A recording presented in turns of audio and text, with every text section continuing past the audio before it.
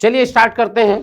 तो जैसा कि आपको पता है कि रीस्टार्ट 2.0 ये उन बच्चों के लिए है जिनका जेई मेन फर्स्ट सेशन खराब हो गया है और जिनके मार्क्स बिलो 100 हैं। तो मोशन ने जो रीस्टार्ट 2.0 स्टार्ट किया है, इसमें बेसिक चीजें बताई जाएंगी जिससे आप इस कोर्स को पढ़ के जो आपका अप्रैल अटेम्प्ट है एटलीस्ट आप एडवांस के लिए क्वालिफाई कर पाओ। तो जीओसी आइसोमरिज्म बहुत ही इंपॉर्टेंट चैप्टर है, हर साल क्वेश्चन आते हैं इसमें। तो देखिए जीओसी में सबसे पहले देखिए बहुत सारा डिटेल में मैं बता नहीं सकता क्योंकि एक लेक्चर में जीओसी आइसोमरिज्म कराना है। तो बेसिक बेसिक चीजें जैसे कि आपको इंडक्टिव इफेक्ट, जैसे आपको पता है कि भाई इंडक्टिव इफेक्ट क्या होता है। तो इंडक्टिव इफेक्ट अगर बात की जाए इंडक्टिव इफेक्ट, तो इंडक्टिव इफेक्ट बेटा क्या होता है, प्लस आई और माइनस आई। बात जरा समझिएगा, प्लस आई और माइनस आई। प्लस का मतलब है इलेक्ट्रॉन देना, माइनस का मतलब है इलेक्ट्रॉन खींचना। अच्छा, प्लस आई का मतलब क्या होता है, इलेक्ट्रॉन देना। ठीक है, कैसे, ड्यू टू इलेक्ट्रोनेगेटिव डिफरेंस वो इलेक्ट्रॉन प्रोवाइड करता है, तो ये प्लस आई होता है। जैसे मैं आपको बता दूं, अगर मैं बात करूं कि सबसे ज्यादा प्लस आई अगर किसी का होता है तो O माइनस का होता है, फिर CO माइनस का होता है, फिर आपका 3 डिग्री, फिर आपका 2 डिग्री, फिर आपका इथाइल और फिर आपका मिथाइल और फिर आपका H। ये प्लस आई का ऑर्डर है। इसी तरह अगर हम माइनस आई की बात करें तो माइनस आई का मतलब होता है इलेक्ट्रॉन विड्रॉइंग टेंडेंसी। तो बात जरा समझिएगा, सबसे ज्यादा अगर माइनस आई है तो NF3 प्लस का है, फिर NR3 प्लस का है, फिर NH3 प्लस का है, फिर NO2 का है, फिर साइनाइड का है। बात जरा समझिए, फिर आपका COH का है, फिर फ्लोरीन, क्लोरीन, ब्रोमीन, आयोडीन, फिर OR का है, फिर OH का है, फिर PH का है, फिर H का, ऐसे है। मतलब बेसिकली बहुत सारे ग्रुप्स होते हैं, सारे ग्रुप्स की जरूरत नहीं है, जितनी एग्जाम में जरूरत है ये प्लस आई माइनस आई का ऑर्डर है जो आपको याद कर लेना है, याद कर लेना है, क्योंकि इससे बहुत सारी चीजें क्लियर हो जाती हैं। तो ध्यान रखिएगा, ये प्लस आई माइनस आई का ऑर्डर हुआ कि भाई ये प्लस आई का ऑर्डर ये है, माइनस आई का ऑर्डर ये है। तो अच्छा, प्लस आई माइनस आई जैसे आपको समझ में आ गया कि यार इंडक्टिव इफेक्ट का मतलब क्लियर हो गया, इलेक्ट्रॉन देना इलेक्ट्रॉन लेना। अब क्या होता है कि अगर स्टेबिलिटी की बात की जाए, स्टेबिलिटी ऑफ इंटरमीडिएट, अगर स्टेबिलिटी ऑफ इंटरमीडिएट की बात की जाए तो देखो बेटा बात जरा समझो, जो हमारे को इंटरमीडिएट पढ़ना है वो क्या है, कार्बोकैटायन,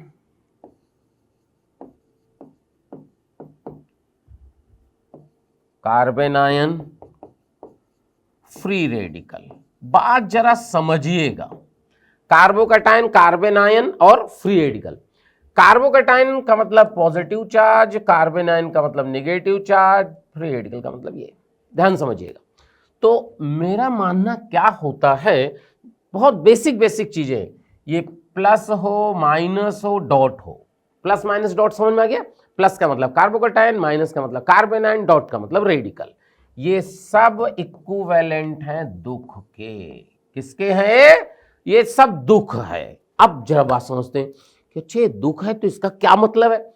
जब आप किसी का दुख बढ़ाते हो तो स्टेबिलिटी घटती है। सोच के देखिए, अगर दुख घटेगा तो स्टेबिलिटी बढ़ेगी। जैसे मान लीजिए कि आपके पास ये पॉजिटिव चार्ज है, इसमें कोई ग्रुप G लगा है, ध्यान से, बेसिक, बहुत बेसिक चीज, ये पॉजिटिव चार्ज है, कोई ग्रुप G लगा है, G का नेचर प्लस आई वाला है, G का नेचर प्लस आई वाला है। यानी प्लस आई का मतलब क्या बताया गया आपको, इलेक्ट्रॉन देना। प्लस आई का मतलब क्या बताया गया, इलेक्ट्रॉन देना। तो सोचो ये G इसे इलेक्ट्रॉन देगा, जब इलेक्ट्रॉन देगा तो पॉजिटिव चार्ज घटेगा या बढ़ेगा। पहले बात समझो, अगर G इलेक्ट्रॉन देगा तो पॉजिटिव चार्ज बढ़ेगा या घटेगा, घटेगा, क्योंकि प्लस को क्या मिल रहा है, इलेक्ट्रॉन, यानी पॉजिटिव चार्ज अगर घट रहा है तो स्टेबिलिटी बढ़ रही है। सोच के देखिए, सेम लॉजिक अगर मैं कहूं कि CH2 माइनस के साथ कोई G ग्रुप लगा दो और ये इलेक्ट्रॉन दे रहा है, तो क्या ये निगेटिव चार्ज को बढ़ा देगा, यानी दुख को बढ़ा दिया, यानी स्टेबिलिटी घटा दिया। ये कॉन्सेप्ट होता है इंटरमीडिएट की स्टेबिलिटी का। क्या बात क्लियर है कि इंटरमीडिएट की स्टेबिलिटी कैसे कैसे आएगी? क्या आपको बात क्लियर हो गई कि कैसे कैसे हम लोग बात करेंगे कि कैसे पॉजिटिव बढ़ेगा, कैसे नेगेटिव बढ़ेगा, कैसे उसकी स्टेबिलिटी बढ़ेगी? तो एक तो प्लस आई माइनस आई का समझ में आ गया बेसिक आपको। दूसरी अगर मैं बात करूं, ये इलेक्ट्रॉन डिस्प्लेसमेंट इफेक्ट कहलाते हैं। एक होता है hyper conjugation. Hyper conjugation, hyper conjugation को ही हम लोग नो बॉन्ड रेजोनेंस भी कहते हैं। No bond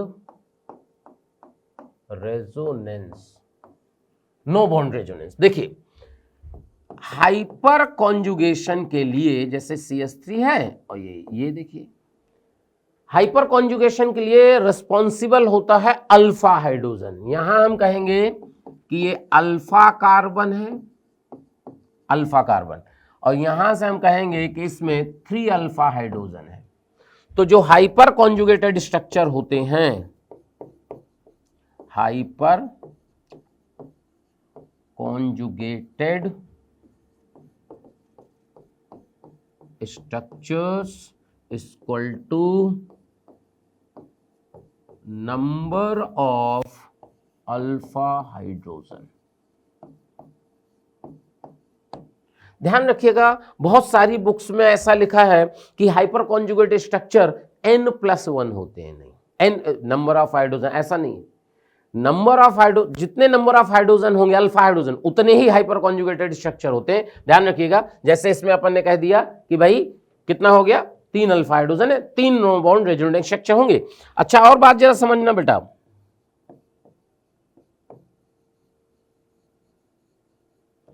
stability of carbocation जो होगा, stability of carbocation directly proportional होगा नंबर ऑफ अल्फा हाइड्रोजन के। ध्यान रखिएगा, stability of carbocation directly proportional होगा नंबर ऑफ अल्फा हाइड्रोजन से। अगर आपको देखना है क्या क्या देखना है आपको, स्टेबिलिटी ऑफ कार्बोकैटायन। एक बात और समझिएगा, जो अल्फा हाइड्रोजन यानी जो हाइपर कॉन्जुगेशन है वो एल्कीन में भी लगता है। हाइपर कॉन्जुगेशन इन एल्कीन, ये भी बात समझिएगा, हाइपर कॉन्जुगेशन इन एल्कीन। अगर एल्कीन की बात की जाए तो बात जरा समझिए, जैसे CH3 CH double bond CH2, इस डबल बॉन्ड को गोला बना लो और इससे लगा हुआ ये जो ये अल्फा कार्बन हुआ, समझिएगा, अल्फा कार्बन। तो यहां कहेंगे कि 3 अल्फा हाइड्रोजन है, समझिए। तो जो स्टेबिलिटी ऑफ एल्कीन होती है, ध्यान से समझिएगा बेटा, stability of alkene directly proportional होगी नंबर ऑफ अल्फा हाइड्रोजन के। समझिए, नंबर ऑफ अल्फा हाइड्रोजन कैसे निकालना है, डबल बॉन्ड को गोला लगा दो, डबल बॉन्ड के कार्बन से जुड़े हुए कार्बन को अल्फा कार्बन कहेंगे, और अल्फा कार्बन से जो कनेक्टेड हाइड्रोजन हैं उन्हें हम अल्फा हाइड्रोजन कहेंगे। तो जितना ज्यादा, ऐसा समझिए कि यहां से अगर मैं बात करूं,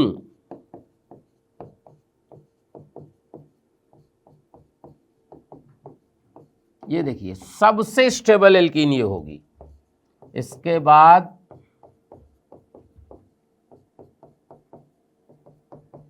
ये होगी, ऐसे बढ़ता चला जाएगा। देखिए ये स्टेबिलिटी है। यहां पे कितने हो गए, 12 अल्फा हाइड्रोजन, यहाँ पे 3 3 6 3 9 अल्फा हाइड्रोजन, यहाँ पे आपके 6 अल्फा हाइड्रोजन। देखो जैसे जैसे अल्फा हाइड्रोजन घटेगा स्टेबिलिटी कम होने लगेगी। यानी स्टेबिलिटी ऑफ एल्कीन किस चीज पे डिपेंड करती है? Alpha hydrogen. बहुत सारा डिटेल में मैं आपको नहीं बता सकता क्योंकि समय कम है। जो बेसिक रिक्वायरमेंट है उन्हीं की मैं बात करता हूं। ठीक है भाई, ये बात क्लियर हो गई। इसके बाद मैं बात करता हूं रेजोनेंस। रेजोनेंस, देखिए रेजोनेंस क्या होता है? बहुत सारे स्ट्रक्चर ऐसे होते हैं जो सिंगल स्ट्रक्चर से आप उसकी प्रॉपर्टी डिफाइन नहीं कर सकते। तो अगर उस कंपाउंड की सारी प्रॉपर्टीज को एक्सप्लेन करना है तो हमें रेजोनेंट स्ट्रक्चर जरूरत पड़ती है। सिंपल से मैं तरीका बता देता हूं। जैसे मान लीजिए ये आपका कार्बोकैटायन है, देखो क्लियर, ये आपका कार्बोकैटायन है। अब ये देखना होता है कि ध्यान सुनिएगा, कभी कभी ऐसा क्वेश्चन आ जाता है कि कौन सा लोकलाइज्ड है कौन सा डीलोकलाइज्ड है। बात जरा समझिएगा, लोकलाइज्ड डीलोकलाइज्ड में कंफ्यूज मत होइएगा। डीलोकलाइज्ड का मतलब होता है रेजोनेंस में है और लोकलाइज्ड का मतलब रेजोनेंस नहीं है। तो अगर कभी ऐसा क्वेश्चन आता है कि in which of the following carbocation is delocalised, ऐसा क्वेश्चन आता है तो आपको करना क्या है? इस पॉजिटिव को डबल मान लो और डबल सिंगल डबल कॉन्जुगेशन में होना चाहिए तो डीलोकलाइज्ड। देखो पॉजिटिव को डबल मानो, डबल सिंगल डबल डीलोकलाइजेशन है। लेकिन अगर यहीं पे ये कंपाउंड होता,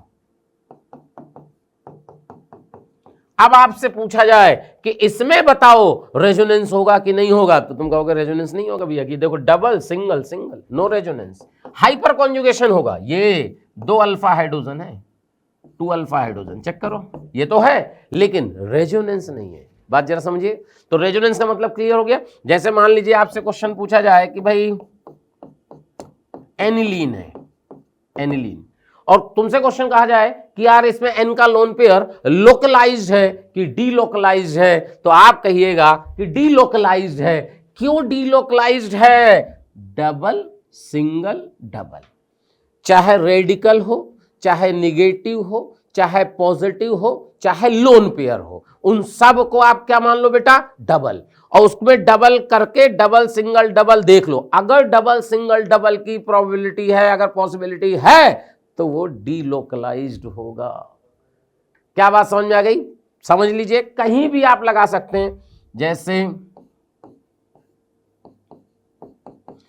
तुमसे कहा गया, ये पाइरोल है इसका नाम, ये एन का लोन पेयर, ध्यान से सुनिएगा, एन का लोन पेयर लोकलाइज्ड है या डीलोकलाइज्ड है? फटाफट कमेंट बॉक्स में लिखो कि लोकलाइज्ड है कि डीलोकलाइज्ड है। तो देखो लोन पेयर को डबल मान लो, डबल, बात जरा समझो, डबल सिंगल डबल, अरे ये तो डीलोकलाइज्ड है। तो ये रेजोनेंस है। और जितना ज्यादा डीलोकलाइजेशन होता है, जितना ज्यादा डीलोकलाइजेशन, जितना ज्यादा रेजोनेंस होता है, उतना कंपाउंड स्टेबल होता है।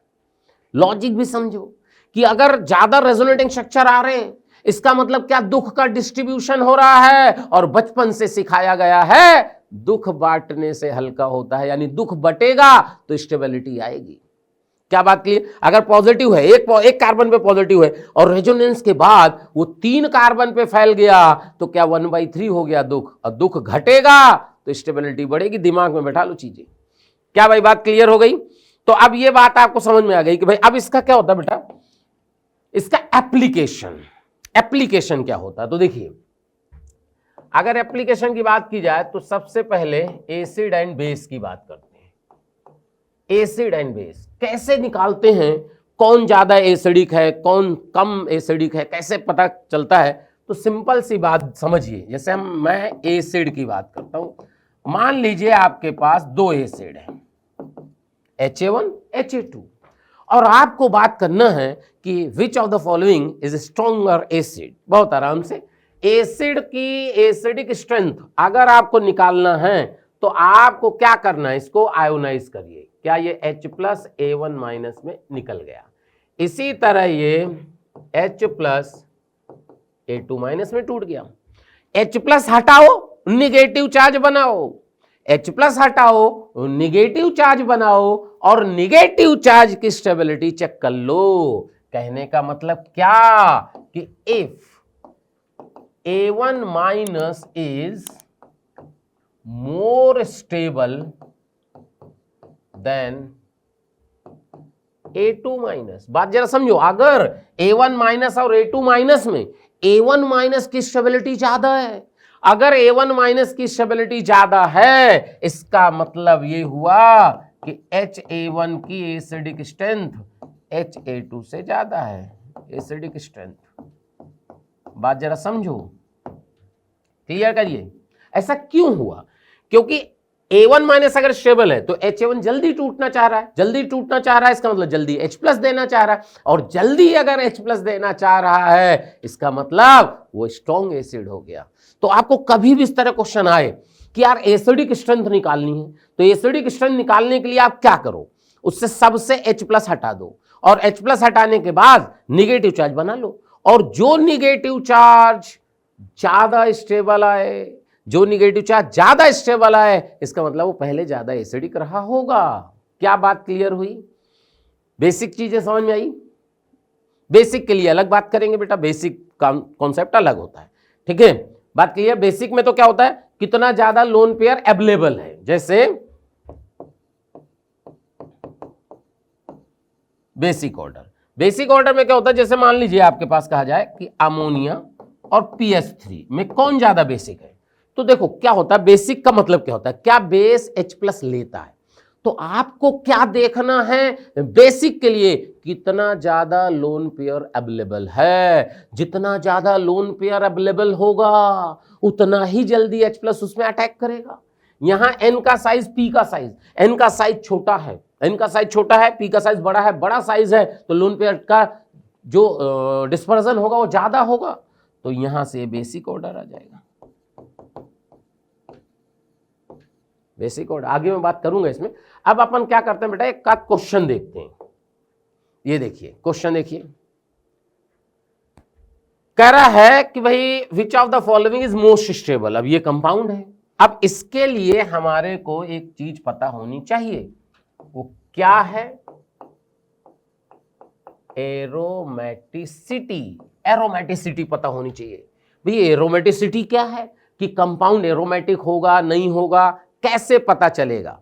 तो एरोमेटिसिटी के लिए आपने पढ़ा ही होगा, कभी भी कोई कंपाउंड की एरोमेटिसिटी चेक करनी है कि कोई कंपाउंड एरोमेटिक होगा कि नहीं होगा, तो कंपाउंड मस्ट बी साइक्लिक। पहला पॉइंट क्या है, कंपाउंड मस्ट बी साइक्लिक, पहला हो गया, ठीक। दूसरा, एरोमेटिसिटी यानी condition of aromatic compound. Aromaticity का मतलब क्या है, condition of aromatic compound, compound must be cyclic. दूसरा,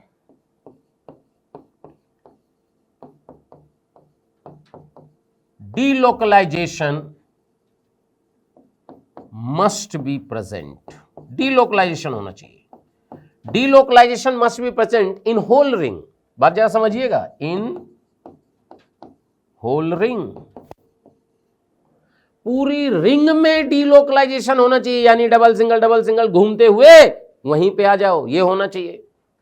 तीसरा, compound must B planar.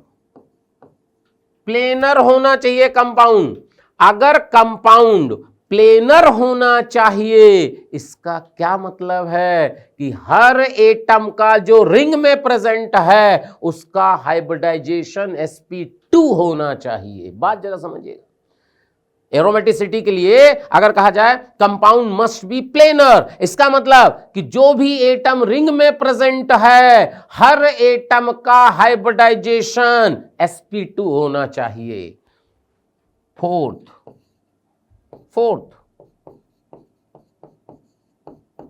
Huckel's rule must be followed. Huckel's rule must be followed. अभी हुआ हकल्स रूल क्या है, हकल्स रूल का मतलब समझिए। हकल्स रूल का मतलब क्या होता है कि नंबर ऑफ पाई इलेक्ट्रॉन, समझिए हकल्स रूल क्या है, number of pi electron, number of pi electron delocalized must be of form 4n+2 ये है हकल रूल कि जो डीलोकलाइज्ड पाई इलेक्ट्रॉन है रिंग में वो 4n+2 के होना चाहिए, वेयर n का वैल्यू 0, 1, 2, 3 कुछ भी रख सकते हो। इसका मतलब 2 6 10 ये सब कंपाउंड एरोमेटिक होते हैं, समझिए। और अगर कोई कंपाउंड एरोमेटिक है वो सबसे ज्यादा स्टेबल होता है। अच्छा, अब ये होता है यार नॉन एरोमेटिक कंपाउंड क्या होते हैं? नॉन एरोमेटिक कंपाउंड जो होते हैं वो नॉन प्लेनर होने चाहिए। क्या होने चाहिए? नॉन प्लेनर, यानी डीलोकलाइजेशन नहीं होना चाहिए भैया, या sp3 हाइब्रिडाइज हो जाए। एक होता है anti aromatic compound,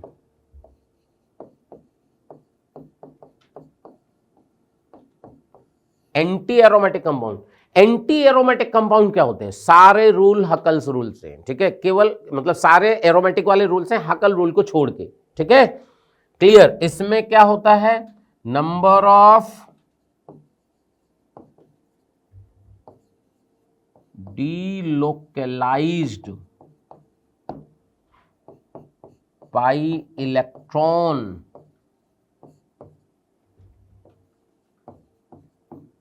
must be of form 4n पाई। ये देखो इस फॉर्म में होने चाहिए।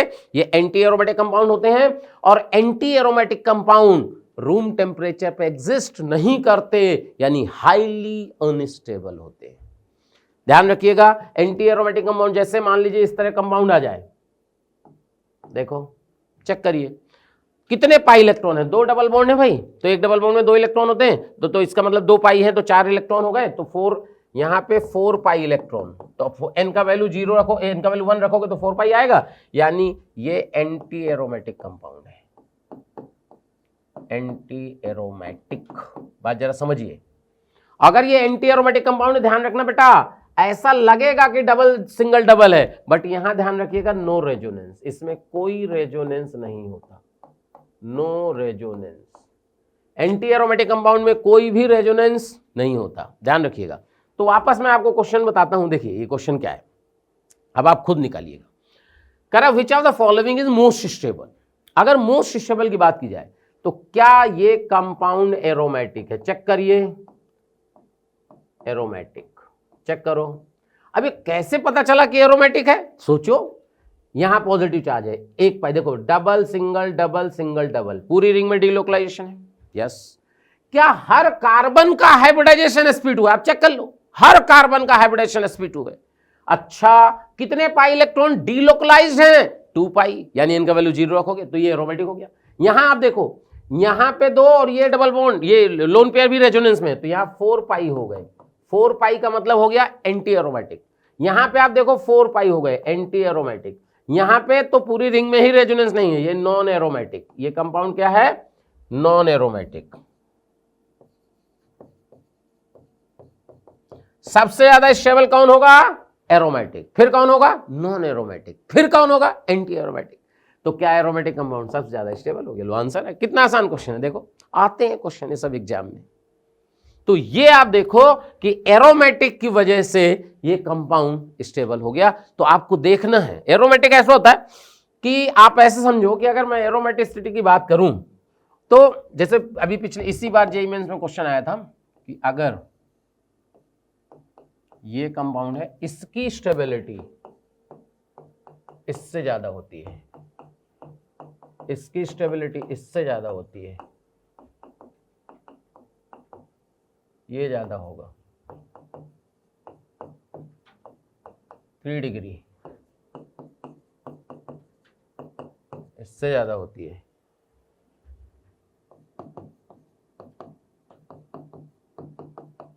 ये होगी,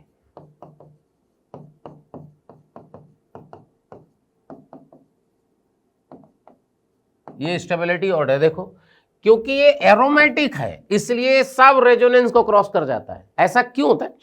ऐसा समझो कि एक आदमी है जो खानदानी अमीर है और एक आदमी है जो अपनी मेहनत से ईमानदार हुआ है, अपनी मेहनत से ही अमीर हुआ है।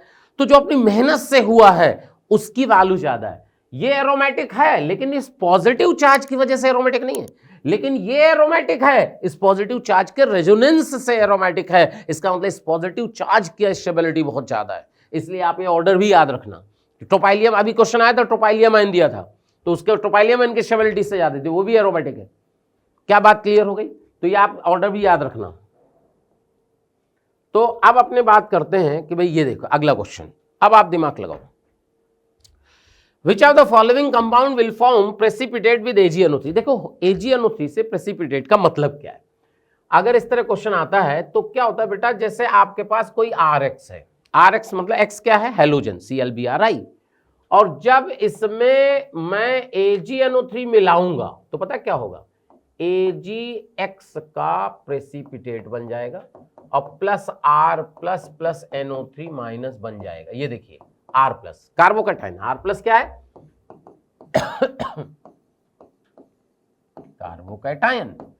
तो बात समझो, करा है कि कौन जल्दी देगा? तो भाई जितना ज्यादा R प्लस होगा, जितना ज्यादा R प्लस स्टेबल होगा, उतना ज्यादा इसका रेट होगा। तो क्वेश्चन कर रहा है प्रेसिपिटेट कौन देगा, यानी रिएक्टिविटी। अगर मैं ये कहूं कि रिएक्टिविटी विद AgNO3 ये होगा डायरेक्टली प्रोपोर्शनल टू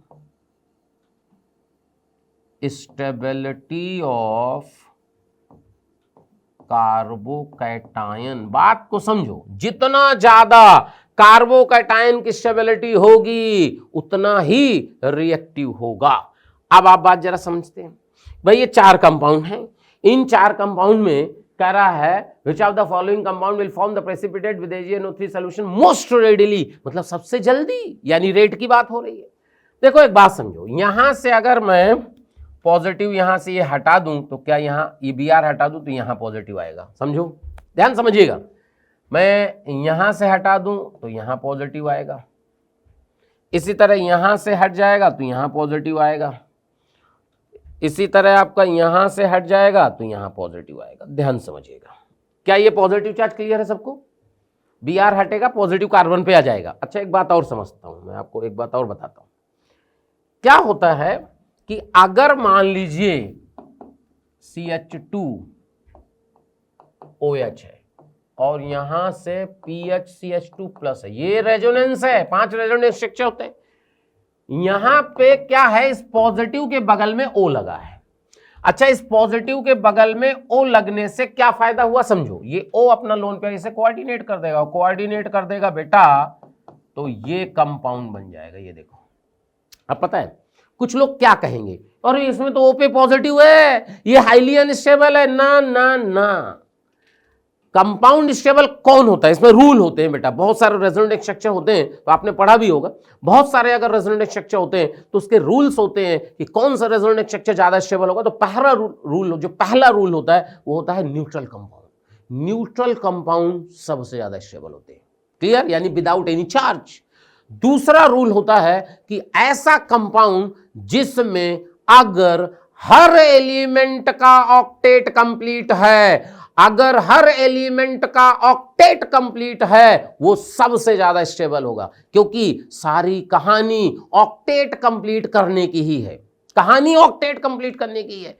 यहां पे आपने O पे पॉजिटिव तो देख लिया, लेकिन हर एलिमेंट का ऑक्टेट पूरा है। यहां पे 5 रेजोनेटिंग स्ट्रक्चर आएंगे, लेकिन हर रेजोनेटिंग स्ट्रक्चर में कार्बन का ऑक्टेट इनकम्प्लीट होगा। इसका मतलब इसकी स्टेबिलिटी ज्यादा होगी।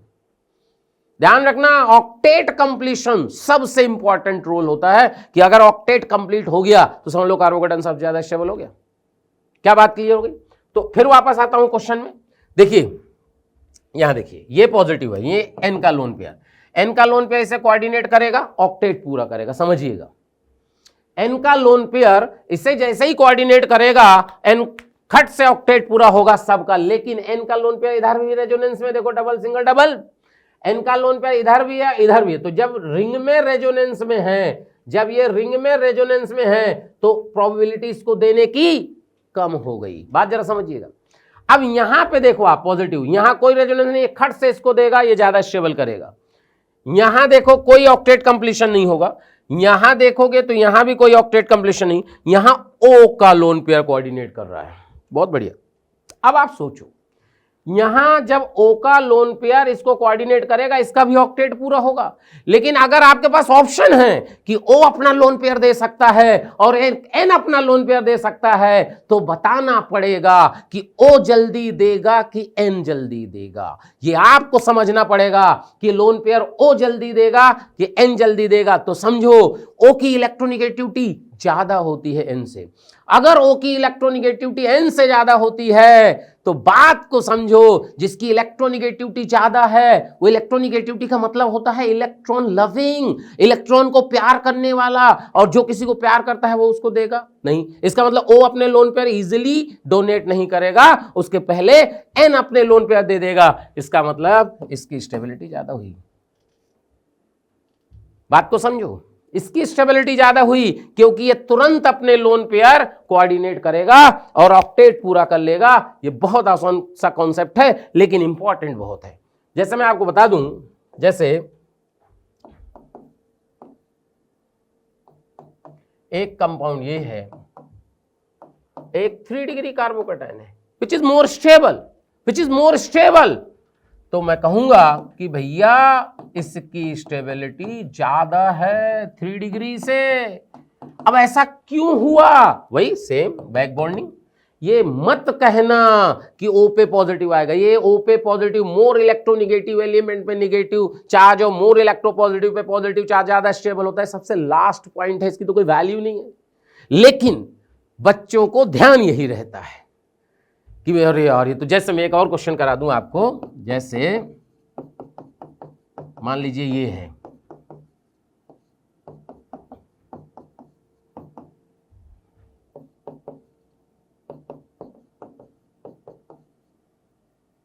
ये देखिए, अगर मैं बात करूं कि ये A है, ये B है, ये C है, और स्टेबिलिटी ऑर्डर क्या होगा? अगर मैं बात कहूं कि स्टेबिलिटी ऑर्डर क्या होगा, तो स्टेबिलिटी ऑर्डर के लिए समझिए क्या बोला था मैंने पहला पॉइंट, न्यूट्रल कंपाउंड। पहले आप कमेंट बॉक्स में लिखो ABC में स्टेबिलिटी ऑर्डर लिख के बताओ फटाफट, तब समझ में आएगा कि जो मैंने कॉन्सेप्ट आपको बताया कुछ भेजे में गया कि नहीं गया। फटाफट आंसर लिख के बताओ कि इसका आंसर क्या होगा। मैंने क्या बोला था? पहला पॉइंट, न्यूट्रल कंपाउंड सबसे ज्यादा स्टेबल होगा। अगर न्यूट्रल कंपाउंड सबसे ज्यादा स्टेबल होगा तो क्या A का आंसर सबसे आएगा। अब इसके बाद क्या होगा? B होगा या C होगा, ये तुम डिसाइड करो कि ये B आंसर आएगा कि C आंसर आएगा। बहुत इंपॉर्टेंट क्वेश्चन है, हो सकता है इस साल अप्रैल अटेम्प्ट में ये क्वेश्चन आ जाए, ध्यान रखिएगा ना। तो अब आप बताओ B और C में कौन सा ज्यादा स्टेबल होगा? तो फिर आप कहोगे कि यार ये मोर इलेक्ट्रोनेगेटिव है, इस पे नेगेटिव चार्ज है, ज्यादा स्टेबल हो गए। नहीं, क्योंकि इसका कार्बन का ऑक्टेट इनकम्प्लीट है। यहां आप देखो इस स्ट्रक्चर में हर एलिमेंट का ऑक्टेट कंप्लीट है, यानी A के बाद B आएगा, B के बाद C आएगा। देखो भाई, चेक करो, ये इंपॉर्टेंट कॉन्सेप्ट है जीओसी के। क्या बात क्लियर हुई? आई थिंक आपको क्लियर हो गई होगी। तो ये बात आपको समझ में आ गई, तो ये आंसर क्लियर हो गया। चलिए अगले क्वेश्चन की तरफ बढ़ते हैं। अगले क्वेश्चन में कोई कॉन्सेप्ट आएगा तो बताया जाएगा आपको। ये देखिए क्वेश्चन रेजोनेंस का आ गया। करा resonance in carbonate ion, CO3-2 का कार्बोनेट आयन है। इन 3 रेजोनेटिंग स्ट्रक्चर दिए। पहले आप देखो कि 3 रेजोनेटिंग स्ट्रक्चर हैं, क्या ये तीनों रेजोनेटिंग स्ट्रक्चर आइडेंटिकल है? देख लो, सारे आइडेंटिकल है। करा which are the following is true, all these structures are in dynamic equilibrium with each other. ठीक है यार, ये तो डायनामिक इक्विलिब्रियम में रेजोनेटिंग स्ट्रक्चर होते ही है, बहुत बढ़िया। It is possible to identify each structure individually by some fizz. नहीं, ऐसे आप आइडेंटिफाई नहीं कर सकते, ये तो गलत हो गया। Each structure exist for equal amount, each structure exist for equal amount of time, equal amount of time. Same time पे तो नहीं बनेंगे, धीरे धीरे करके बनते हैं। CO3- has a single structure that is resonance hybrid of the, ये सही है। देखिए क्या होता है, वैसे तो पहला भी सही है, लेकिन मोस्ट एक्यूरेट, क्योंकि NTA है, JEE मेन है, मोस्ट एक्यूरेट की बात करते हैं। तो फोर्थ मोड क्या होता है, कई सारे रेजोनेंस स्ट्रक्चर होते हैं, लेकिन जो उनका एक्चुअल स्ट्रक्चर होता है वो रेजोनेंस हाइब्रिड होता है। मैं इसका आपको हाइब्रिड बना के दिखा देता हूं।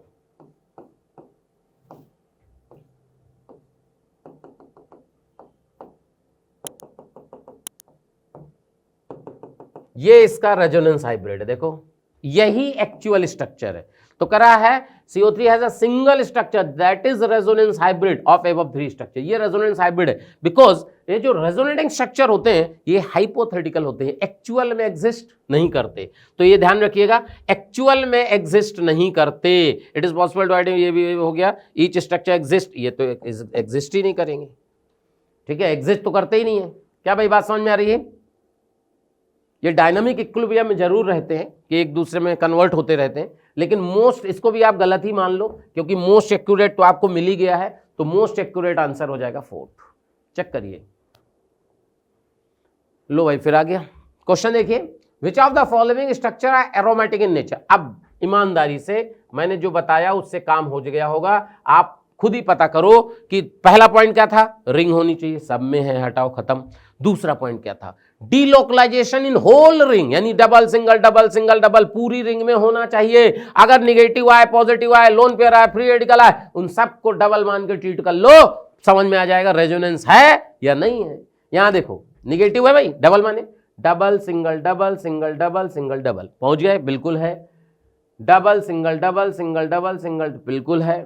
इसमें देखिए चेक करो, डबल सिंगल सिंगल नहीं है, डबल सिंगल सिंगल नहीं है, ये खत्म, ये खत्म, इधर में भी है। अब आप बात जरा समझते हैं, तो यानी रिंग वाला, तो रिंग जो डीलोकलाइजेशन उससे एक गायब हो गया।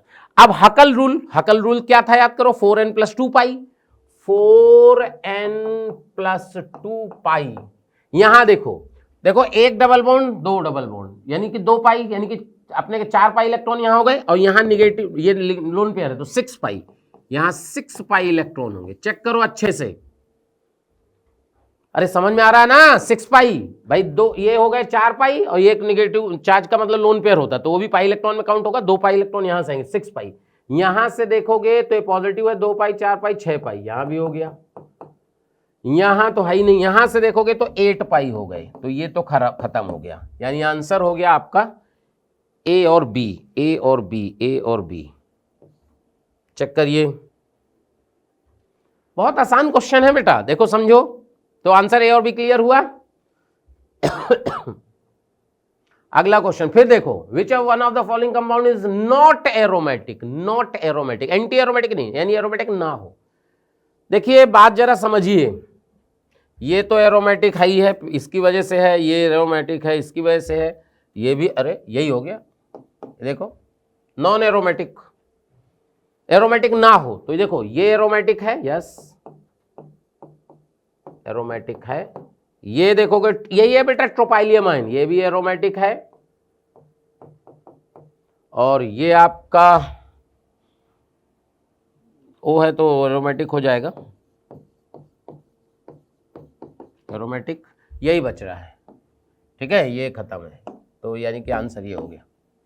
चेक करिए, 8 पाई इलेक्ट्रॉन है, नॉट एरोमेटिक तो हो गई। अगला question, which of the following compound is non aromatic. फिर समझो, नॉन एरोमेटिक, ये एरोमेटिक है, आप खुद ही मिलाओ, ये बहुत क्वेश्चन आते हैं इसलिए मैं क्वेश्चन लेके आया हूं। एरोमेटिक, ये देखो ये sp3 है, यानी नॉन प्लेनर है, नॉन एरोमेटिक, नॉन एरोमेटिक। ये आप देखो एरोमेटिक, एरोमेटिक कैसे हुए समझो, हर कार्बन में डीलोकलाइजेशन है, टोटल 2 पाई इलेक्ट्रॉन है। यहां देखिए आप, यहां से आप देखोगे डबल सिंगल डबल, ये एरोमेटिक है, यस, ये तो ये आंसर क्या हो गया, नॉन एरोमेटिक यार। चेक करो। अच्छा, अगर मल्टीपल रिंग आ जाती हैं जैसे ये है, तो मल्टीपल रिंग में हकल रूल पेरीफेरी पे देखते हैं, ध्यान रखिएगा। मल्टीपल रिंग में हकल रूल कैसे देखते हैं, periphery, because हकल rule is valid only for monocyclic compound, केवल मोनोसाइक्लिक में लगता है। जैसे मैं आपको बता दूं कि भाई जैसे ये कंपाउंड है, यहां अगर इसमें आपको हकल रूल लगाना तो ऐसे नहीं लगाओगे, इसका एक रेजोनेटिंग स्ट्रक्चर ड्रॉ करोगे, दूसरा रेजोनेटिंग स्ट्रक्चर जो आएगा इसका,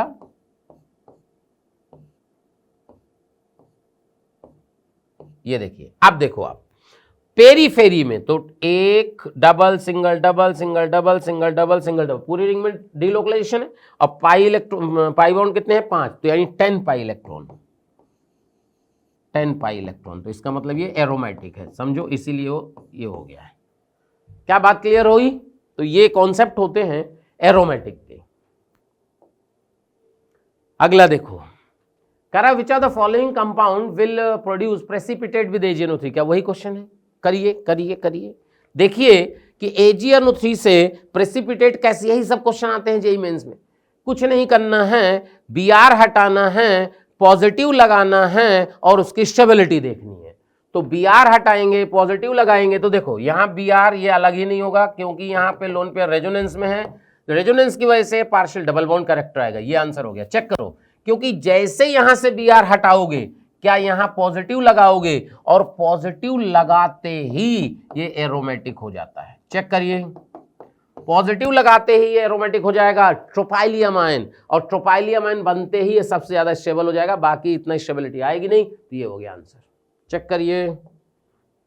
अगला क्वेश्चन देखिए, अगला क्वेश्चन कह रहा था correct order of heat of combustion. देखिए मैं हीट ऑफ कंबशन की थोड़ा सा आपको बात बता देता हूं। Heat of combustion directly proportional होता है मोलिकुलर वेट के। Heat of combustion directly proportional to किसके होता है? मोलिकुलर वेट के। मोलिकुलर वेट से क्या लेना देना? अरे कार्बन ही है ना भाई, जितना ज्यादा कोयला होगा उतना ही आपको हीट मिलेगी, सिंपल गणित है। कोयला ज्यादा, हीट ज्यादा, सिंपल गणित है। तो इसका मतलब नंबर ऑफ कार्बन जिसमें ज्यादा होंगे उसका हीट ऑफ कंबशन ज्यादा होगा। अब बात यह आई कि if the molecular weight is same. अब भैया मोलिकुलर वेट तो सेम हो गया, मोलिकुलर वेट सेम हो गया तो मतलब ये कॉन्सेप्ट ही नहीं लगेगा। तो हीट ऑफ कंबशन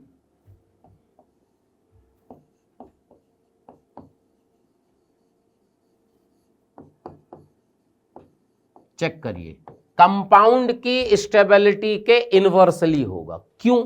अरे जो ज्यादा स्टेबल है वो टूटना ही क्यों चाहेगा, जलना ही क्यों चाहेगा? तो जो ज्यादा स्टेबल है वो जलना नहीं चाहेगा, तो हीट कम मिलेगी। जो अनस्टेबल है वो जल्दी जलेगा। तो पहले जैसे ये क्वेश्चन आया, अब आपको हीट ऑफ कंबशन कंपेयर करना है। तो अगर आपको हीट ऑफ कंबशन कंपेयर करना है तो आप क्या करोगे, बात जरा समझो। अगर हीट ऑफ कंबशन कंपेयर करना है, सबसे पहले कार्बन काउंट कर लो। 1 2 3 4 5 6 7, 7 कार्बन। 1 2 3 4 5 6 7, 7 कार्बन। 1 2 3 4 5 6 कार्बन। लो, इसका मतलब हुआ कि सबसे कम तो सी का आएगा। बात क्लियर करो, सबसे कम सी। अब देखो, लो आंसर आ गया। सबसे कम सी में कोई है ही नहीं, आंसर आ गया। देखो कितना आसान, जेईई मेन का क्वेश्चन। अच्छा चलो अब और बताते हैं बी और सी में कैसे, बी और ए में कैसे करेंगे। देखो ये जो है थोड़ा सा अगर आपको आइडिया हो तो यहां H है, यहां H है, ये ट्रांस है, यहां भी ये ट्रांस है, ये पता होगा ना, H अपोजिट ट्रांस। और यहां देखोगे तो सिस है, ये जो कुन्ने होते हैं H खींच दो, सिस है। और ट्रांस की स्टेबिलिटी सिस से ज्यादा होती है। तो अगर ट्रांस की स्टेबिलिटी सिस से ज्यादा होती है तो बात क्लियर करिए। क्लियर है?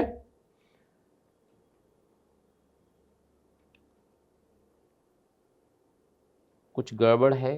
सी तो सबसे कम हो गया, इसमें तो कोई डाउट ही नहीं है। और सबसे ज्यादा बी और ए में ट्रांस ज्यादा स्टेबल है, यानी ट्रांस की कम होनी चाहिए बेटा, सिस की ज्यादा होनी चाहिए, सिस की ज्यादा होनी चाहिए, यानी आंसर ही गड़बड़ है। यहां आंसर, यहां ए आएगा और यहां बी आएगा। चेक करिए, बी की ज्यादा होगी। Trans is more stable than सिस।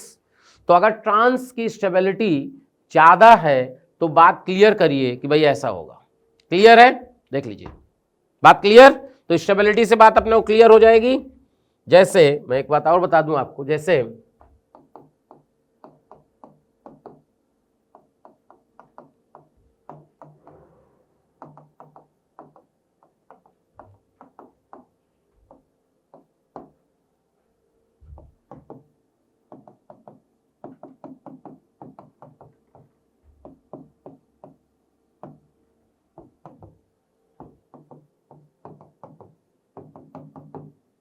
ये देखिए, मान लीजिए ये ए है, ये B है, ये C है, ये D है, और कहता है कि compare HOC, heat of combustion.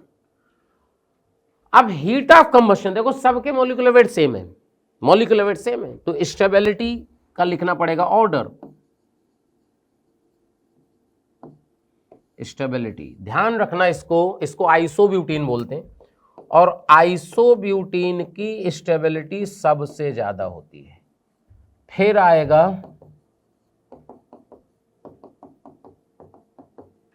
Trans to butene है, ट्रांस। फिर आएगा सिस, और फिर आएगा 1 ब्यूटीन, वो लास्ट वाला डी वाला 1 ब्यूटीन। ये स्टेबिलिटी है। तो HOC क्या होगा सोचो, सबसे ज्यादा HOC होगा डी का, डी के बाद होगा सिस कौन सा है, बी का, बी के बाद होगा सी का, और सी के बाद होगा ए का। ये आंसर है HOC का। देखो HOC इनवर्सली होता है, और सिस की स्टेबिलिटी कम होती है, ट्रांस की ज्यादा होती है, ये ध्यान रखिएगा। क्लियर है?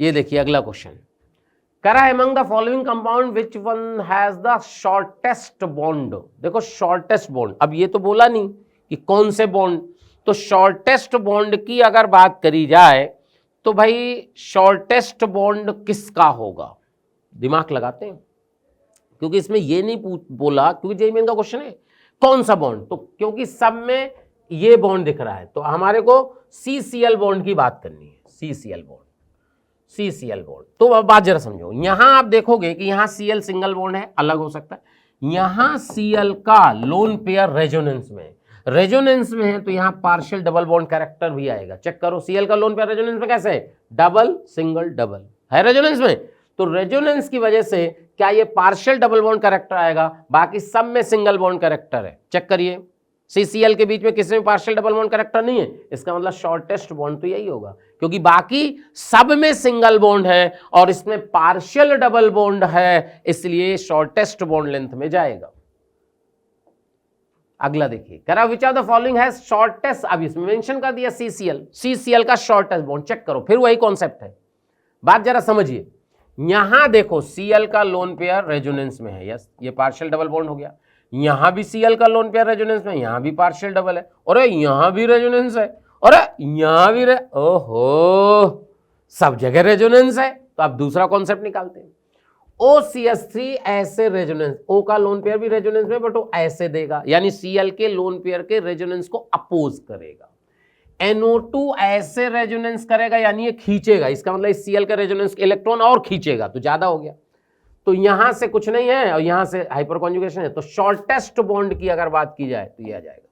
सोचो कैसे, क्योंकि NO2 खींच रहा है, Cl दे रहा है, तो दोनों मिलके एक तरफ चले जाएंगे, तो ज्यादा रेजोनेंस होगा, तो ज्यादा डबल बॉन्ड आएगा, शॉर्टेस्ट बॉन्ड हो गया। चेक करिए, arrange the following bonds according to their average bond energy. तो यार CF की सबसे ज्यादा होती है, तो बहुत आसान है, CF की सबसे ज्यादा, फिर CCl, CBr, CI, ये आंसर हो गया। इलेक्ट्रोनेगेटिविटी ये तो सबको पता होगा। अगला देखिए, what is the correct order of acidity of the proton marked AD in the given compound. Correct acidity, तो यार एसिडिटी में क्या है, एसिड ये देखो कार्बोक्सिलिक एसिड है, तो सबसे ज्यादा तो C हो गया, HC सबसे ज्यादा, HC सबसे ज्यादा में 2 है, अच्छा 3 है, ओके, HC हो गया सबसे ज्यादा, HC के बाद आएगा HD। क्यों, समझो HD क्यों है, क्योंकि ये वाला जब हटाओगे यहां निगेटिव आएगा, H+ हटाओगे निगेटिव आएगा, निगेटिव इसके साथ रेजोनेंस में होगा। चेक कर लो, ऐसा से स्ट्रक्चर आ गया ना, तो ये देखो रेजोनेंस है, यहां रेजोनेंस है, और इसका इधर भी रिंग में भी रेजोनेंस है, इसका मतलब ये सबसे ज्यादा। HC के बाद HD देख लो, कोई ऑप्शन है, ये आ गया, ये लो। HAHB में भी देख लो, HA जब हटाओगे तो sp हाइब्रिडाइज पे निगेटिव चार्ज आएगा, और अगर sp हाइब्रिडाइज पे निगेटिव चार्ज आएगा तो ऑब्वियसली sp हाइब्रिडाइजेशन जो sp कार्बन होता है उसकी इलेक्ट्रोनिगेटिविटी ज्यादा होती है, और जिस कार्बन की इलेक्ट्रोनिगेटिविटी ज्यादा है उस पर नेगेटिव चार्ज ज्यादा स्टेबल होगा। तो आंसर आ गया, आसान है। The correct order of pKa, देखो pKa inversely proportional to Ka, ध्यान रखना, जिसका मतलब पीके ज्यादा। अच्छा क्या होता है बेटा, जो एसिडिक स्ट्रेंथ है, acidic strength directly proportional to K और इनवर्सली प्रोपोर्शनल टू पीके। ध्यान रखना, जितना ज्यादा के होगा, जितना ज्यादा के होगा उतना ज्यादा एसिडिक होगा, और जितना पीके ज्यादा उतना के कम, तो इनवर्सली हो गया। अब क्वेश्चन क्या है, correct order of pK value. PK ज्यादा इसका मतलब के कम, तो जिसका पीके, पहले एसिडिक ऑर्डर निकाल लो। एसिडिक ऑर्डर देखो, सबसे एच हटाओगे, ये हटाए निगेटिव आ गया, ये हटाए निगेटिव आ गया, ये हटाए निगेटिव आ गया, ये हटाए निगेटिव आ गया। क्या बात क्लियर है, सब में निगेटिव आ गया।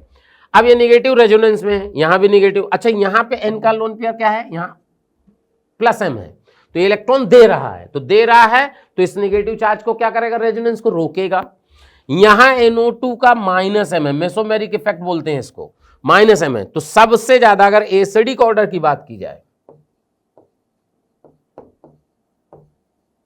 एसिडिक ऑर्डर सबसे ज्यादा होगा सी का, सी के बाद यहां होगा डी का, डी के बाद एक मिनट,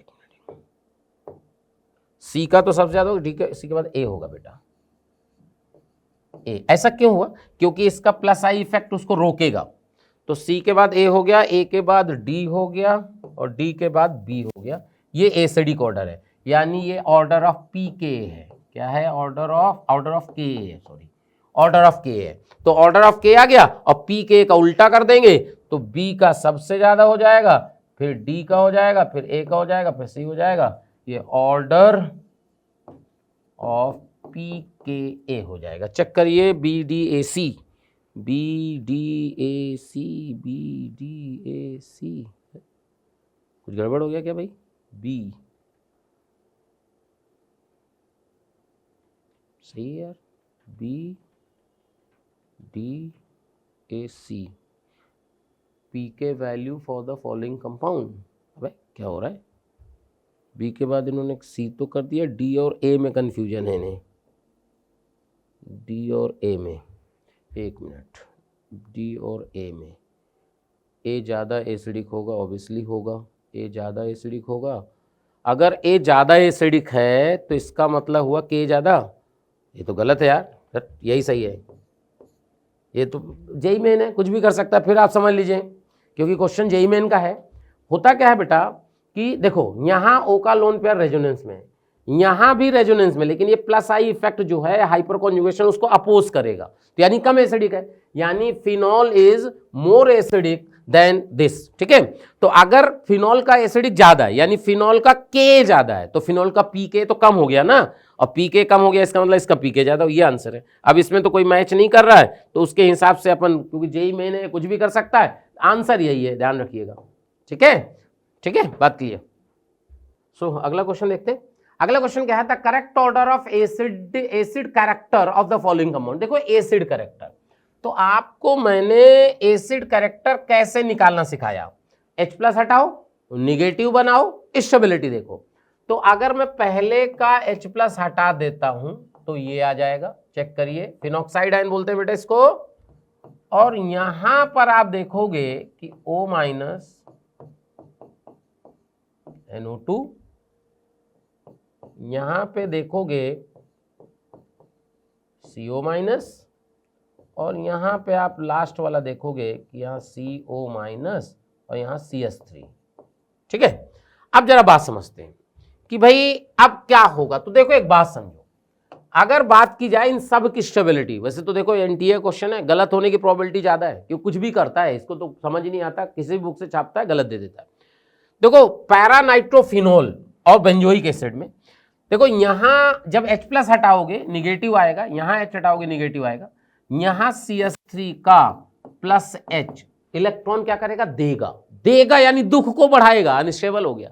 तो यानी सबसे ज्यादा एसिडिक अगर कहा जाए एसिडिक ऑर्डर, तो होगा सबसे ज्यादा एसिडिक ऑर्डर होगा थर्ड का, थर्ड के बाद होगा बेटा फोर्थ का, फोर्थ के बाद होगा सेकंड का, और सेकंड के बाद होगा फर्स्ट का। ये एसिडिक ऑर्डर है। अब इसमें देखो कहीं भी मेंशन है क्या? थर्ड तो सबसे ज़्यादा एक बार दिया, थर्ड के बाद सेकंड कह रहा है, सेकंड के बाद फर्स्ट कह रहा है, फर्स्ट के बाद फोर्थ कर रहा है, फोर्थ तो हो ही नहीं सकता, ये तो हो ही नहीं सकता, ठीक है।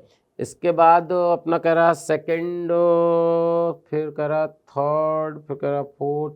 ये देखो ये इसको इसने इसको सबसे ज़्यादा दिया, गलत है, गलत है। आप पी के वैल्यू मिला सकते हो, ये जेईई मेन का क्वेश्चन है, ये एनटीए वाले ऐसे ही करते हैं, ठीक है। आप सबका पी के देखना कि किसका पी के ज़्यादा है, तो मैं आपको लिख के दे देता हूं कि इसकी एसिडिक स्ट्रेंथ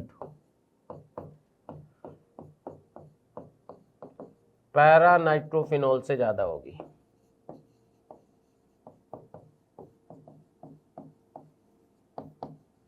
ये है जो कि आंसर ही नहीं है। तो आपको समझ में आ गया, ये आंसर आप याद कर लेना, पता नहीं जेईई मेन वालों को भरोसा नहीं है, वापस से रिपीट कर दे, ठीक है। बात क्लियर? अगले क्वेश्चन की तरफ बढ़ते हैं। अगला क्वेश्चन है increasing order of pK value. फिर समझिए, pK increasing order of pK, ध्यान रखना एसिडिक उल्टा। अगर मैं इसमें एसिडिक की बात करूं तो देखो सबसे ज्यादा एसिडिक कौन होगा? अगर एसिडिक ऑर्डर की बात की जाए तो सबसे ज्यादा एसिडिक होगा बी। क्यों होगा? OH के पैरा पे लगा है, -M लगेगा, यहां केवल -I लगेगा, इतना आपको आइडिया होगा। अगर यहां OMe का +M लगेगा, यानी इलेक्ट्रॉन देगा, लोन पेयर रेजोनेंस करेगा, तो बी सबसे ज्यादा होगा। बी के बाद होगा सी के बाद होगा बेटा ए के बाद होगा डी। ये एसिडिक ऑर्डर है, यानी पी के एक ऑर्डर है, के एक ऑर्डर है। पी के एक ऑर्डर क्या होगा? डी सबसे ज्यादा, फिर ए, फिर सी, फिर बी। ये हो गया पी के एक ऑर्डर। चेक करो कोई आंसर मैच कर रहा है? DACB, ये डी, हाँ यही है ना, चेक करिए, ये आंसर है। अगले क्वेश्चन की तरफ बात करते हैं। Correct decreasing order of acid strength, acidic strength. फिर वही बात, H+ हटाइए, निगेटिव चार्ज लाइए और उसकी स्टेबिलिटी देखिए। तो यहां से H+ हटाओगे, यहां देखो NO2 का -I लग रहा है, यहाँ CN का -I लग रहा है, यहाँ F, यही आंसर है। लो सीधे हो गया। क्या जितना ज्यादा -I लगेगा उतना इलेक्ट्रॉन खींचेगा? समझो, -I का ऑर्डर लिखवाए थे, वही फंस गया। देखो NO2, फिर CN, फिर F, Cl, ये देखो लिखवाए थे ऑर्डर, वही है। जिसका जितना -I होगा उतना निगेटिव चार्ज को खींचेगा, यानी दुख को घटाएगा, स्टेबिलिटी बढ़ाएगा। सिंपल क्वेश्चन आते हैं एग्जाम में। हाँ भाई, तो ये क्वेश्चन आ गया बेसिक का। अब इस पे कर रहा है कि भाई आपको basic order, choose the correct order of basic nature. तो देखो सबके स्ट्रक्चर बनाने पड़ेंगे पहले। फिनाइल मिथेनामाइन, फिनाइल मिथेनामाइन का मतलब हो गया PHCH2NH2। मिथेनामाइन का मतलब CH3, तो फिनाइल हो गया, ये हो गया A, ठीक है। इसके बाद NN डाइमिथाइल एनिलीन। तो एनिलीन आपको बेटा पता होगा, एनिलीन क्या होता है? NH2। तो NN डाइमिथाइल मतलब ये हो गया NN डाइमिथाइल। फिर N मिथाइल एनिलीन, ये हो गया B। N methyl aniline, N methyl aniline, ये हो गया C। और D है benzene amine, benzene amine, benzene amine का मतलब तो एनिलीन ही हो गया एक प्रकार से। डी, ये बेंजीन एमाइन हो गया। चेक करिए, लिखा है। अब क्या करिएगा? अब आप एक बात समझिए, अब आपको देखना है बेसिक नेचर। बेसिक नेचर के लिए मैंने क्या बताया था कि जितना ज्यादा लोन पेयर अवेलेबल होगा उतना ज्यादा बेसिक होगा। चेक करिए, क्या इसका लोन पेयर लोकलाइज्ड है? डीलोकलाइज्ड नहीं है, ये लोन पेयर रेजोनेंस में है ही नहीं। तो इसका मतलब बेसिक ऑर्डर में अगर बात की जाए तो सबसे पहले ए आएगा। चेक करिए, अब देखो ए कहां दिया है, या तो ये आंसर है या तो ये आंसर है। देखो मैं आपको बता दूं, सीधे मैं आंसर लिख देता हूं यहां पे, PHCH2NH2 सबसे पहले आएगा, फिर PHNCH3CH3 आएगा, PHNHCH3 आएगा,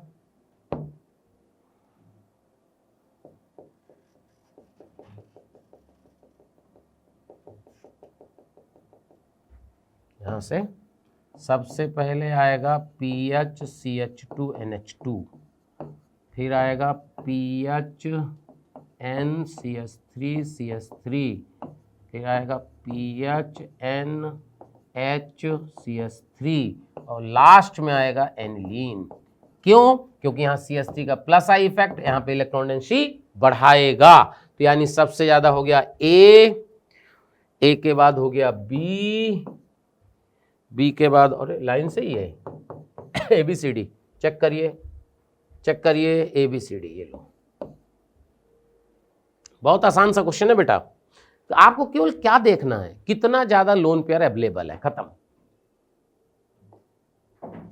अगला देखिए, करा the increasing order of pKb value. फिर समझो, जो बेसिक ऑर्डर है, basic order directly proportional to Kb, inversely proportional to pKb, ये ध्यान रखिएगा, ठीक है।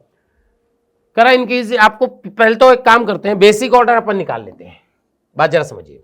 तो यहां से आप देखोगे कि बेसिक ऑर्डर अगर देखा जाए तो देखो, यहां OCH3 का प्लस M लगेगा, प्लस M याद है ना, इलेक्ट्रॉन देना, यहां इलेक्ट्रॉन डेंसिटी बढ़ेगी, बेसिक ज्यादा हो जाएगा।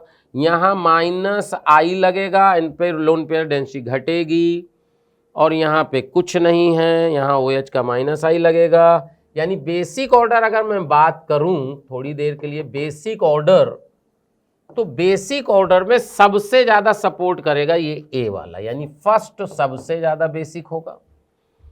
फर्स्ट के बाद दोनों का -I मेटा पे लगा है, तो इसके बाद होगा बेटा आपका फर्स्ट सेकंड के बाद CN का -I ज्यादा होता है, यानी फोर्थ होगा, फोर्थ के बाद थर्ड होगा। ये बेसिक ऑर्डर है, यानी केबी का ऑर्डर है। और PKB का जो ऑर्डर हो जाएगा थर्ड का सबसे ज्यादा, फिर फोर्थ, फिर सेकंड, फिर फर्स्ट। चेक करिए, थर्ड PKB, थर्ड का सबसे ज्यादा, फोर्थ, सेकंड, फर्स्ट, ये हो गया ना, ये हो गया। ये देखो, चेक करिए, क्योंकि यहाँ CN का -I ज्यादा होता है, OH का कम होता है, तो ज्यादा खींचेगा तो N पे लोन पेयर की जो अवेलेबिलिटी है वो कम हो जाएगी। सीधा सा कॉन्सेप्ट है।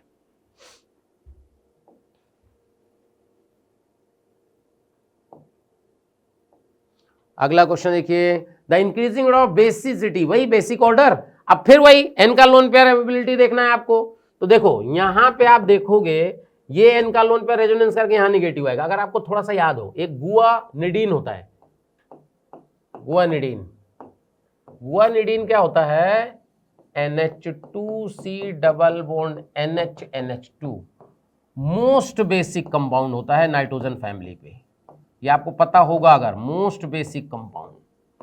क्या ये सिस्टम आप देखो, ये गुआनिडीन जैसा सिस्टम है, देखो, इसलिए सबसे ज्यादा बेसिक होगा। थोड़ा सा आइडिया लगाते हैं, यहां N का लोन पेयर कोई रेजोनेंस में नहीं है, यहां N का लोन पेयर रेजोनेंस में है, यानी सबसे ज्यादा बेसिक हो गया D, और D के बाद होगा C के बाद होगा A के बाद होगा B। ऐसा क्यों हुआ? देखो यहां भी रेजोनेंस में नहीं है, लेकिन ये sp2 है और ये sp3 है, और sp2 वाले की इलेक्ट्रोनिगेटिविटी ज्यादा होती है। इसका मतलब इजीली वो नहीं देना चाहता, लेकिन sp3 वाला बहुत आराम से इलेक्ट्रॉन दे सकता है। तो DCAB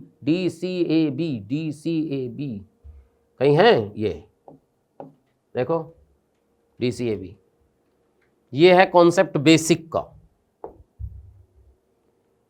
अब आइसोमेरिज्म की बात करते हैं कि भाई आइसोमेरिज्म क्या है, कैसे क्या होगा।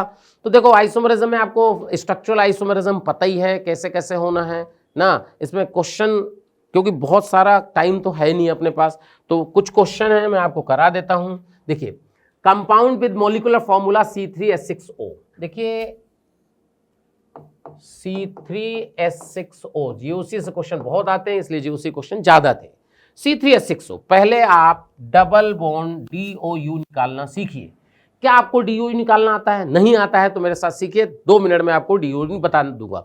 देखो DOU निकालने के लिए आप लोगों ने फॉर्मूला पढ़ा होगा, फॉर्मूला की जरूरत नहीं है, ठीक है। DOU के निकालने के लिए क्या करते हैं, कोई भी कंपाउंड हो, समझिएगा, मान लीजिए आपके पास C7H7NO2 है, Cl2 है, लो मान लीजिए कंपाउंड है, इसके DOU निकालना है।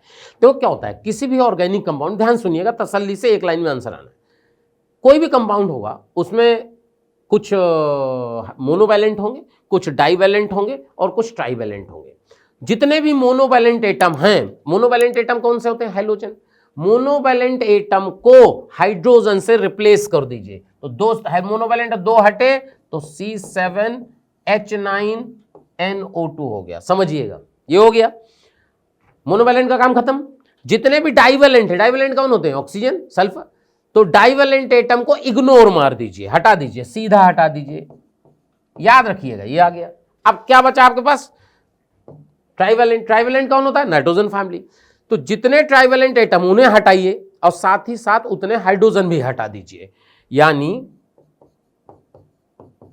क्या ये आ गया भाई? एक ट्राइवैलेंट था, एक हटा, एक हाइड्रोजन हटाया गया। अब इसको कंपेयर कर लीजिए एल्केन से कि 7 कार्बन का एल्केन होता तो क्या होता? क्या CnH2n+2 होता है एल्केन का फॉर्मूला? तो 7 कार्बन का अगर एल्केन देखोगे तो 14 और 16, हाइड्रोजन 16 होने चाहिए, और हैं कितने? 8, यानी 8 की कमी है। तो 8 की अगर कमी है और हर 4du, हर 2 हाइड्रोजन में एक डबल बॉन्ड इक्विवेलेंट होता है, तो 8 की कमी है, 8 डिवाइड बाई 2, 4 du आ गए। तो अगर यहां से du देखो तो ये डाइवैलेंट है, हटा दिए, C3 6 है। अब C3 है तो C3 के करस्पॉन्डिंग हाइड्रोजन कितने होने चाहिए? 8। कितने हैं? 6, du1 आएगा, एक डबल बॉन्ड आएगा। चेक करिए, अगर एक डबल बॉन्ड आएगा तो अब ये क्या कह रहा है? Compound with the molecular formula A, both positional isomer and metamers. Position isomer 3 carbon के कंपाउंड में पोजीशन आइसोमर बताना बहुत मुश्किल का काम है। देखो पोजीशन तो आपको पता है, मेटामेरिज्म क्या होता है ये भी मैं बता देता हूं। मेटामेरिज्म क्या होता है? एक बाइवेलेंट एटम होता है, बाइवेलेंट एटम या बाइवेलेंट फंक्शनल ग्रुप, उनके अगल बगल जो एल्काइल ग्रुप होते हैं, जैसे ये कंपाउंड, ये बाइवेलेंट एटम हुआ।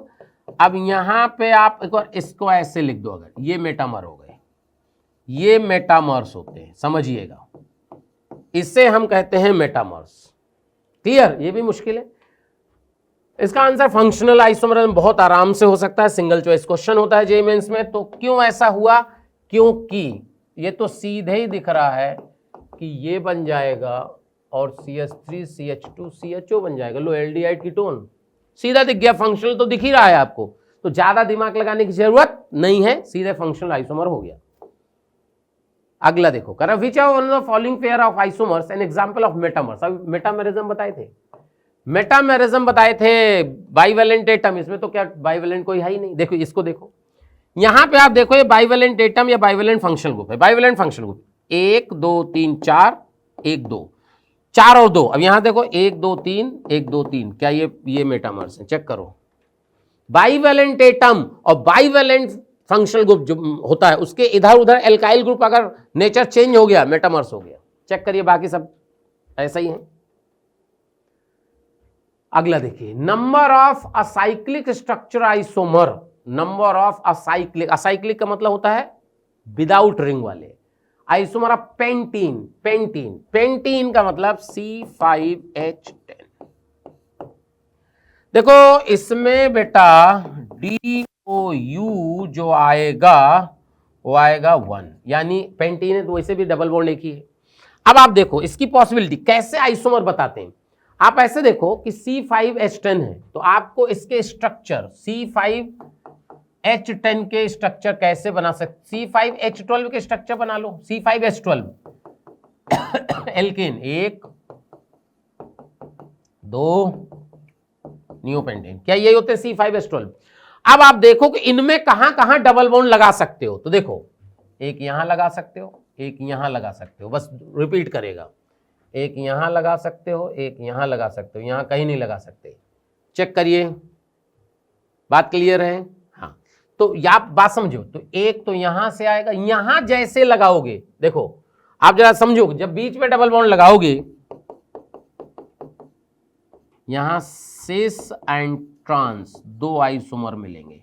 ये आपको पता होगा ना ज्योमेट्रिकल, तो ये 2 में एग्जिस्ट करेगा बेटा, 2 में एग्जिस्ट करेगा।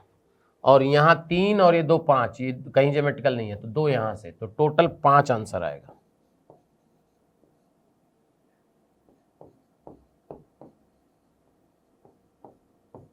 चेक कर लो कहीं गड़बड़ तो नहीं है।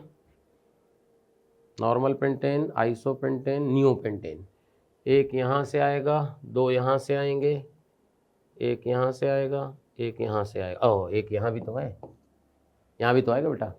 तो टोटल आइसोमर्स हो गए 6। चेक करिए, देखो एक यहाँ पे डबल बॉन्ड आ सकता है, एक यहाँ पे डबल बॉन्ड आ सकता है, एक यहाँ सेम होंगे बेटा ना। तो टोटल आपको समझ में आ गया, एक यहाँ से, दो यहाँ से, बाकी ये देखो टोटल। बढ़िया क्वेश्चन है, एडवांस में भी आ चुका है। तो ऐसे अपन कभी भी किसी कंपाउंड के आइसोमर निकालना हो तो उसके एल्केन बना के फिर उसमें देख लिया करो कि डबल बॉन्ड कहां कहां आ सकता है। विच of the following conformations will be most stable? Most stable में क्या रिपल्शन मिनिमम होना चाहिए? तो ये आप क्या गॉच फॉर्म, ये आपको पता होगा, ये पार्शली इक्लिप्स्ड बोलते हैं इसको, ये पता होना चाहिए भाई।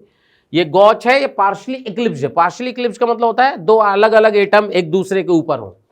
ये आपका एंटी स्टैगर्ड है, फुल्ली इक्लिप्स्ड है। मोस्ट स्टेबल एंटी स्टैगर्ड होता है, क्योंकि आपने को ये पता होगा generally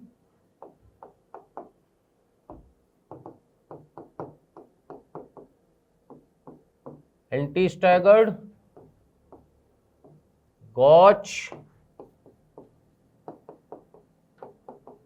partially eclipsed, fully eclipsed.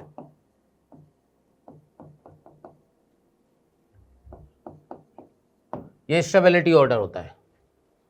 Clear? तो आपको पता होगा तो आंसर आ जाएगा उससे।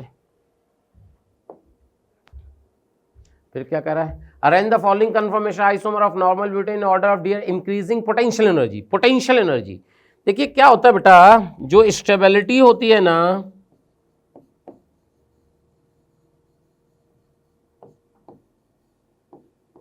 Inversely proportional to potential energy, यानी जो ज्यादा स्टेबल होगा उसकी पोटेंशियल एनर्जी कम होगी, और जो सबसे ज्यादा अनस्टेबल है उसकी पोटेंशियल एनर्जी सबसे ज्यादा होगी। तो बात जरा समझते हैं, सेकंड और थर्ड तो सेम है भाई, नहीं सेकंड थर्ड सेम नहीं है। अच्छा ये क्लिप्स है यहाँ पे, ओके। देखो बात जरा समझो, ये हमारी समझ में गड़बड़ है, ये यहाँ ना होके यहाँ है, ये फुल्ली क्लिप्स है। तो सबसे ज्यादा अनस्टेबल है फुल्ली इक्लिप्स्ड यानी सबसे ज्यादा पोटेंशियल एनर्जी होगी सेकंड की। सेकंड चेक करो कहां है, सेकंड की, ये भी है। फिर है ये पार्शियली इक्लिप्स्ड, इसके बाद इसकी होगी। फिर ये है आपका गॉच, थर्ड होगी, और फर्स्ट ही होगी। बिल्कुल सही, ये आंसर है। चेक करिए, स्टेबिलिटी देख लो, अभी जो बताए वही है, इससे आंसर आ गया। स्टेबिलिटी का ऑर्डर देखो और उसका उल्टा कर दो, पोटेंशियल एनर्जी का ऑर्डर आ जाएगा।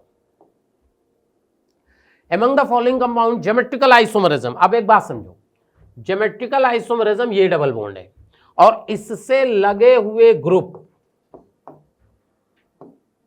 ये देखो ऐसे, ये जो डबल बॉन्ड होते हैं ना, इन्हें हम कहते हैं टीसी, टर्मिनल कार्बन। इसको क्या बोलेंगे? TC, terminal carbon.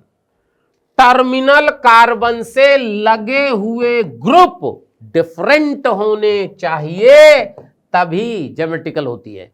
अगर मैंने ये कर दिया, यहां पे डी यहां पे ई लगा दिया, ये दोनों सेम हो गए, no geometrical.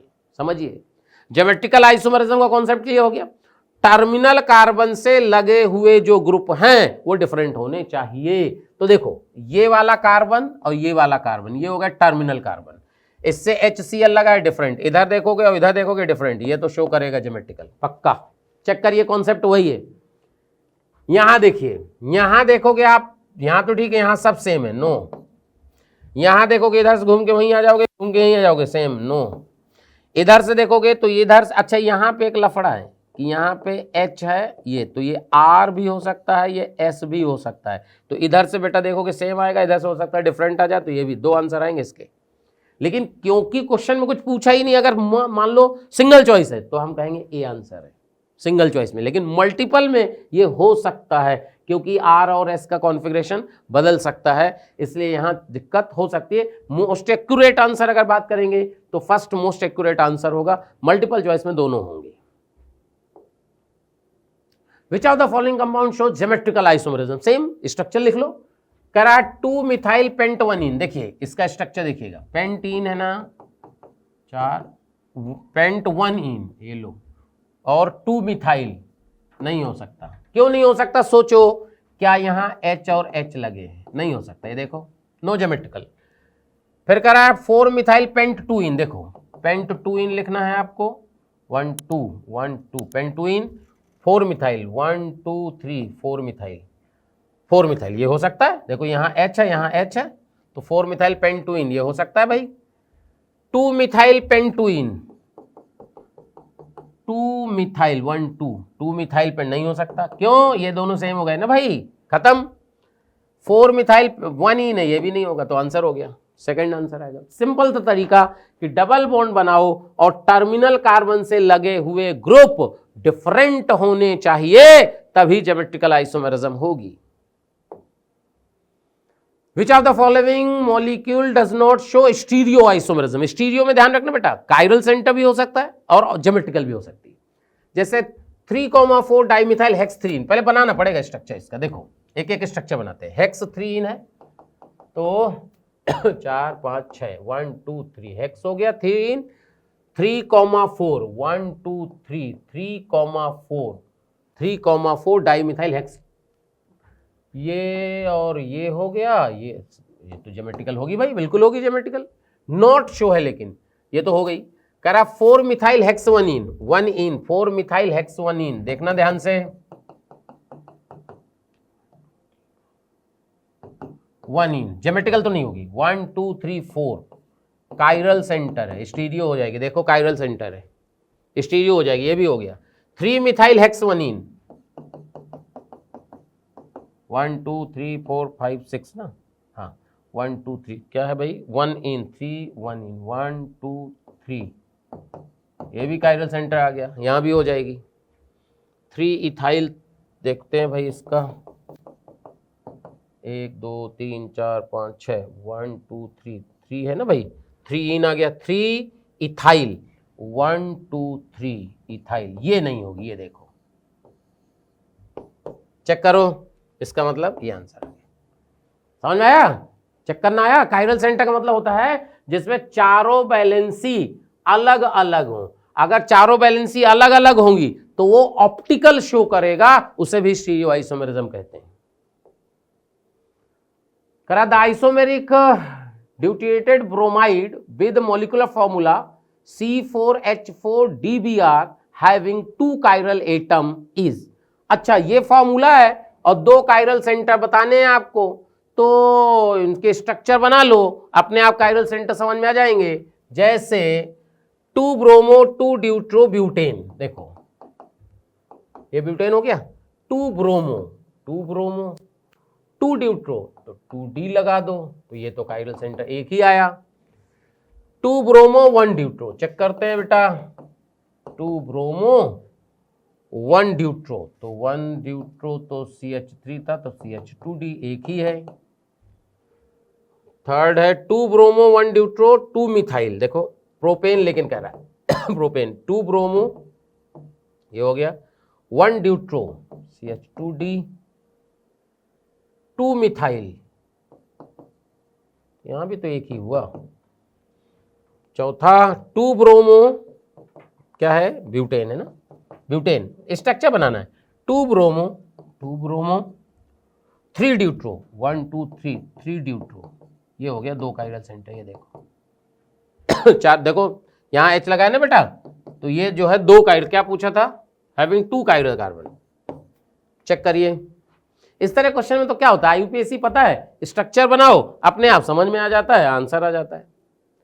The number of stereo isomer possible for 1 2 dimethyl cyclopentane, cyclopropane ना, हाँ 1 2 डाइमिथाइल साइक्लोप्रोपेन, ये तो सिंपल सा है यार, 2 कायरल सेंटर है, 3 आंसर हो गया। 2 कायरल सेंटर है तो एक मीजो होगा, एक मिरर इमेज होगा, याद करो मैं बता देता हूं तीनों, ये हर जगह पढ़ाया जाता है। एक तो ये हो गया मीजो, एक ये हो गया,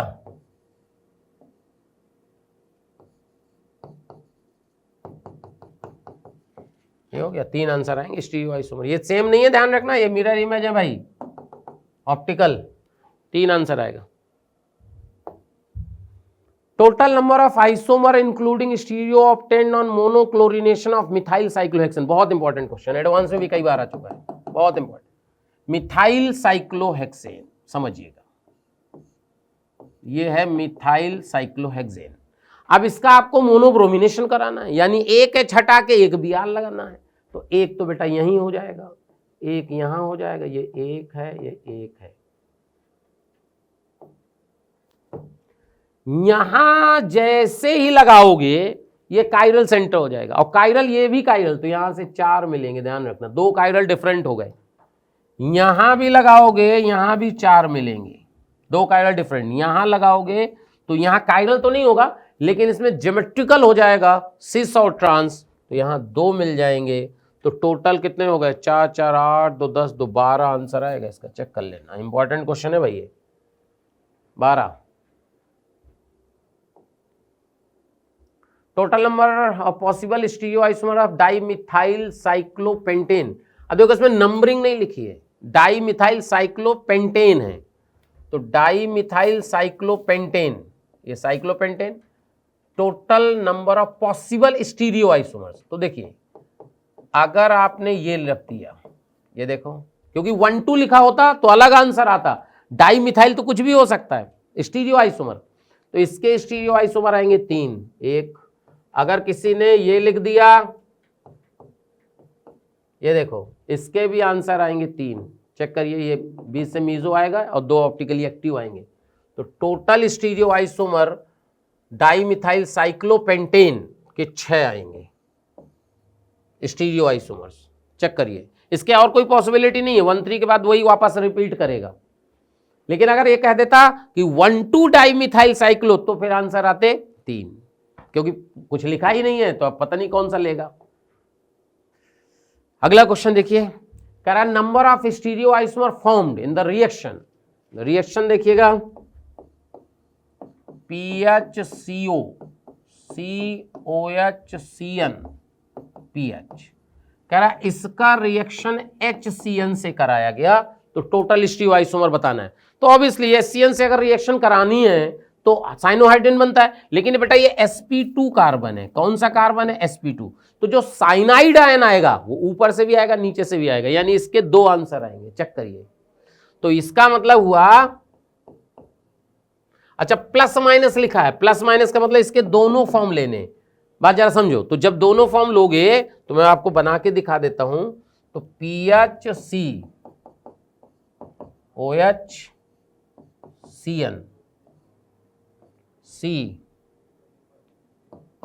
COHCN PH, तो इसके भी दोनों फॉर्म लेने, इसके तो एक तो मीजो आ जाएगा, 2 ऑप्टिकली एक्टिव, तो टोटल 3 आंसर आ जाएंगे। वैसे भी आप ऐसा समझ सकते हो कि 2 कायरल सेंटर, बात जरा समझिएगा, 2 कायरल सेंटर सिमेट्रिकल, तो फॉर्मूला भी लगा सकते हो, तब भी 3 आएगा। हाँ, अगर ये प्लस माइनस ना लिखा होता तो आंसर 2 ही आते, क्योंकि वो फिक्स होता, ऊपर नीचे से आते, ये स्टीरियोआइसोमेरिज्म होता है, तो आंसर इसका 3 आ जाएगा।